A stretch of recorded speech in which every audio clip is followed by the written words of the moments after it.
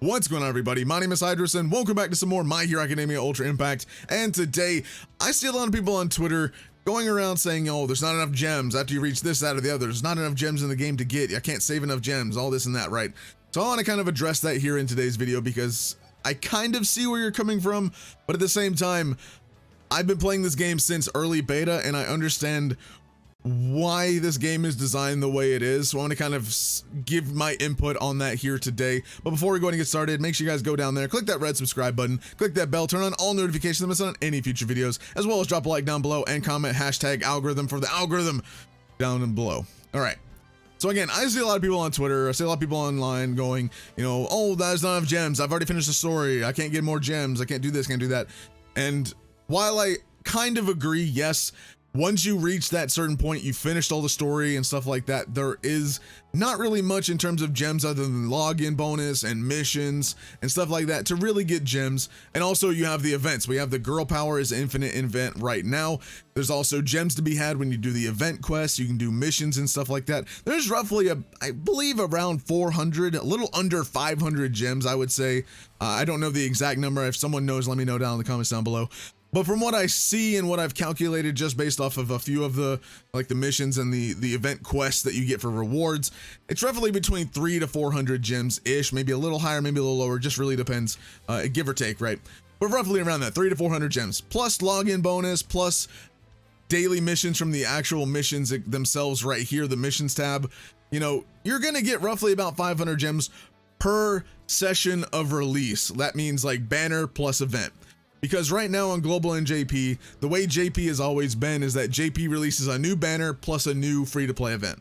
And the free-to-play event is either a lottery event, which again is 100% free-to-play farmable, and also the medal event, which is also 100% free-to-play farmable. Those two events are the ones that kind of rotate back and forth with the new banners that come out for summoning. And you can roughly get enough gems, roughly 500 gems per cycle, give or take. Obviously, you know, maybe 500, maybe 600, just again, give or take, depending on, you know, what they do. You can roughly get about one-ish or maybe almost two multi-summons, maybe 1.5 multi-summons from release cycle of the game.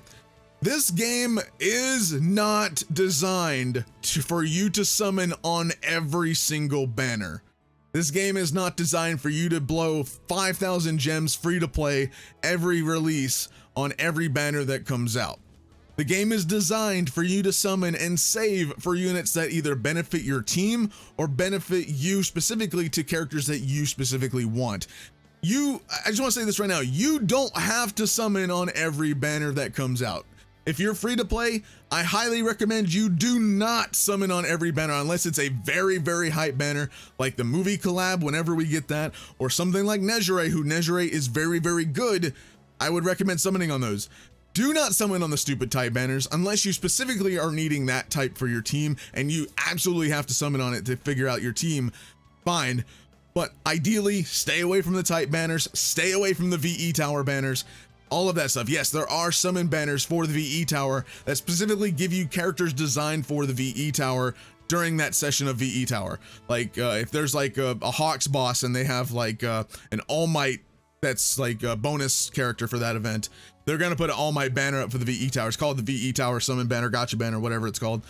But they do have banners designed for VE tower and stuff. But again, this game is not designed for you to blow your gems every single banner release. Obviously, if you're free to play and you've played a lot of gotchas, you're probably already in that mindset to where you're not spending your gems on every single banner. And you're going to be saving your gems for either characters that you want or very, very hype and busted characters.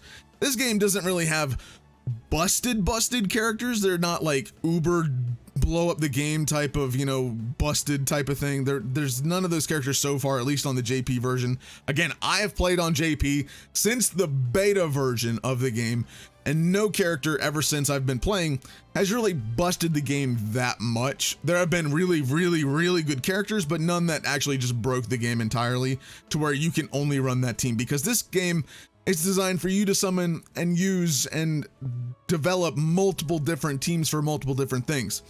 Because VE Tower specifically is an event where you are required to build 3 different teams, and there are multiple bosses for VE Tower. As you can see in VE Tower right now, there are multiple different types of bosses, and each boss has its own boosted characters that actually work best for this event. And you're gonna have to spend your time boosting up these characters for each one of these specific bosses. Not only that, you have to design 3 different teams for this, and also these difficulties are hard. Even on JP, where I have over 250k BP, level 3 is still pretty difficult, and I have good teams on JP. VE Tower, this event, I see people complaining about VE Tower also. VE Tower is not meant to be done the first week the game comes out. You are not completing this the day this game came out. I'm 100% guaranteed, unless you're like uber dedicated or you're a super whale and you're summoning, spending your gems on stamina refreshes to build up your team, build up your ability boards, build up your limit breaks. Unless you're an uber whale or you're just really dedicated playing 24/7 to develop your team specifically, you're not doing this in the first week. You're just not. You're really just not doing this.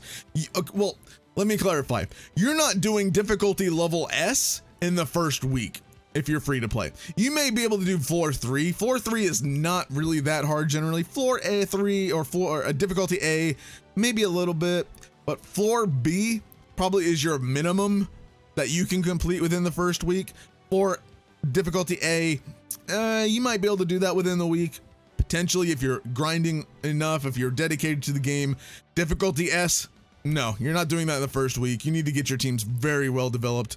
Difficulty S is pretty hard, at least for beginner players. It's going to be pretty hard. USJ is also pretty difficult for beginning players as well, because each specific zone has different stages, has higher difficulty stages. This stage, what is it? I think this stage, level 2 is 83,000. Level 3 is, I think, nearly 100,000, I think, or 90,000. Again, it goes up to, same about VE Tower, about 100, almost 200 BP, I believe. I don't actually remember. But again, you're not getting those done within a week, because you have to, for USJ, you have to develop a blue team, you have to develop a red team, a purple team, a yellow team, a green team. Now, to be fair, you don't have to do all of these, but if you want the gems and rewards and stuff like that from each one of these stages on each one of these, you're going to want to develop each separate different team to get all those gems from this event. But if you're just focused on one, you could focus on one specific team. Like if you want to run mono blue specifically, and you dedicated your time and resources to that mono blue team, you could probably get through this. You could probably get through USJ and beat this whole entire zone. But if you want to beat all of these zones as free to play, you're going to be grinding, you're going to be working your butt off to get these done. Sorry, I'm going into like side rants about different things. Ultra Arena is something that you play as you go. This isn't necessarily like late game. This isn't necessarily like something that you can do. You can't do right away, because you have to obviously complete a certain part in the story to get this unlocked. But you can play this as soon as you get it unlocked, and you know, you can keep refreshing until you get like low BP teams if you want to fight lower BP characters. Like if I keep refreshing, yeah, look, 90 BP, I can fight this guy here if I really wanted to. Again, the Ultra Arena isn't something too difficult, but the higher up in rank that you get, the more difficult it's going to become, because you're going to find these like 200, 300 BP, I keep calling it CC, 300 BP like teams that are going to be really hard for you to do if you're not up there and you're not grinding out your teams well enough. But again, Ultra Arena, it's kind of in the middle. It's kind of, you can play it, but as you get higher up, you're not going to be doing super hot if you're not building up your team and your account and stuff. USJ and VE Tower, 100% late game. Definitely not something to focus on early on. You're going to want to focus that on after you developed your teams. USJ I would focus on first, then VE Tower. Focus on developing your one team for USJ for one specific zone. That way each day you can then just go in here. If you complete up to level 5, you can just skip ticket these after you're done. You can just skip ticket these, get those bonus medals every day, and be done with it. You can just do one. But if you're focused on getting all the gems, you're going to need to develop all these teams. If you're focused on VE Tower, you're going to need to develop 3 teams for this, 3 teams for this, 3 teams for this. because each one requires 3 separate different teams, because once you complete a section, your team is no longer usable that you used before, so you have to use different characters and stuff like that. Especially if you want to use the boost characters, you're going to want to develop those boost characters, that way you get those bonus drops, that way you get bonus points and all that sort of stuff. Again, it's VE Tower and USJ. VE Tower more so than USJ. USJ is mid to late game. VE Tower is late mid to very late game, because again, you're going to be developing your teams and stuff like that. You're going to want to focus on your main team, then you're going to want to focus your resources on your secondary team and your third team and stuff like that. But again, the main point of this video was gems, and I'm kind of getting off topic. The main thing was gems, right? The gems that you get in this game are not so much limited, because again, as I mentioned, you're going to want to not summon on every single banner. Unless you're a whale or a guppy or whatever, you're spending money on this game to buy some gems, you're not summoning on every single banner. Unless you just want to save up your 1 multi per banner, because every release, again, every cycle, again, there's a banner plus an event. It lasts about 2 weeks. You're gonna probably get roughly 500, maybe a little more, just under 1,000 gems, I would say. Probably just under 700. I don't know the exact number. I haven't really kept track too much, but I am aware of how much I actually get. You're able to get roughly, I would say, between 5 to 650 gems per cycle release. So banner plus event, I would say that's probably a good range of estimation, I would say. Again, if you know, down in the comments down below, let me know down in the comments roughly, or if you have calculated it already, let me know exactly how many gems you get, and I'll obviously pin your comment and stuff. But again, I would say roughly between 500 to 650 gems per release cycle of banners. Unless you want to spend your 1 multi per banner and see if you get lucky enough, by all means. If you're a free to play, save your gems, save your gems. Don't use your gems on stamina. Unless you want to use the 310 per day, you can use up to 10 gems 3 times to refresh your stamina 3 times. Then it keeps going up and up and up in gem price. Unless you want to do the 310 gems, that's fine. But as a free-to-play player, recommending saving your gems for banners to come out, like the World Heroes Mission banner. That could be next. It very well could be next. We don't know though, but it very well could be the next banner. Nezre is a very good banner to summon on. I would recommend spending your gems on her, because she is a good support character. And there's other units to come in the future, I'm sure, that will be very enticing for a lot of you. But I would recommend playing this game. Again, it's not designed for free-to-play players to spend every single banner. This game is more so a collector game. It's more so a casual, spend your gems, play as you want type of thing. It's not heavily dependent on you summoning and getting every single character in the game. So I would recommend that you spend your gems on either characters that you love and specifically want, like Mirako right here. Mirako is my wallpaper on the game. I want her to have a unit. That is a character that I will 100% summon on. That's a character I would save for. But if you like, you know, like Shoto Todoroki or Endeavor, you see a banner that comes out with them and you're like, oh, I've been saving my gems for a hype character and I loved Endeavor. Boom, I'm going to summon my gems right now. I'm going to get this character, right? Again, the rates is a whole different video. Yeah, the rates are, as you will, rates are either in your mind okay or bad. Rates are all right. In my opinion, the rates are all right. They're not awful, but they're not good. It's kind of like in the middle for me.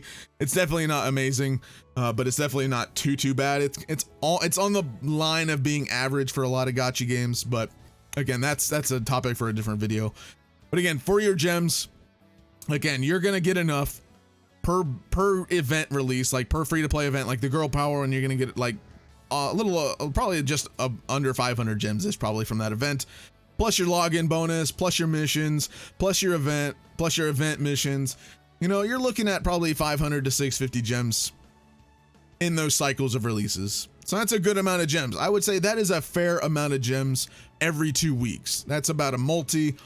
Sure, you may want more. You may want, you know, people may be like, that's too little. 1 multi is not enough. But again, when you think about it, and what I'm saying is this game is not designed for you to throw hundreds of multis on 1 banner every time a banner comes out. You know, there's no gacha game alive that really is going to give you 50 multis to summon on every new banner, right? That's just not how it works. Gacha games are designed for you to spend money because they want to make money, right? At the end of the day, it is a business and they want to earn money. But I do say MHA Ultra Impact, after playing JP for so long and after seeing Global, obviously Global and JP are literally the identical game to each other.